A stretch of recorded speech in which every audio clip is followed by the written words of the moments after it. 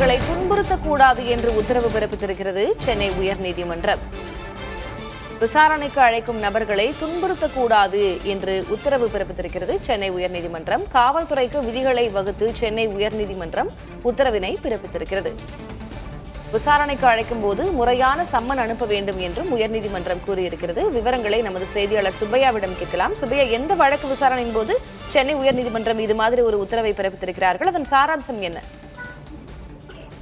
சென்னை சேர்ந்த ராஜா என்பவர் சென்னை உயர்நீதிமன்றத்தில் ஒரு வழக்கு மனு ஒன்று தாக்கல் செய்திருந்தார். அந்த மனுவில் விசாரணை என்ற பெயரில் காவல்துறையினர் சிலரை அழைத்து துன்புறுத்து வருவதாகவும், ஆனால் அவரை துன்புறுத்தக்கூடாது என்றும் அவர் மனு தாக்கல் செய்திருந்தார். இந்த மனு சென்னை உயர்நீதிமன்ற நீதிபதி ஜி.கே. இளந்திரன் முன்பு விசாரணைக்கு வந்தது.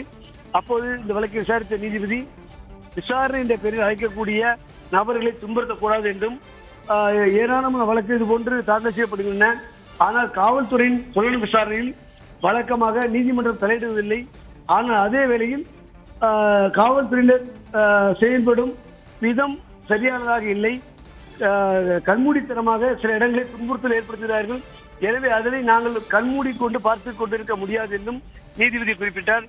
அது மட்டுமல்லாமல் விசாரணைக்கு அழைக்கப்படக்கூடியவருக்கு முறையான சம்மன் அனுப்பப்பட வேண்டும். அதில் எந்த தேதியில் எந்த நேரத்தில் அவர் ஆஜராக வேண்டும் என்பதை குறிப்பிட வேண்டும். அவ்வாறு இல்லாமல் பொதுவாக அவர்களை துன்புறுத்தல் சரியாக இருக்காது என்றும் நீதிபதி குறிப்பிட்டுள்ளார். எனவே இதற்கான விதிமுறைகளை உருவாக்க வேண்டும் என்றும் சொல்லியுள்ளார்.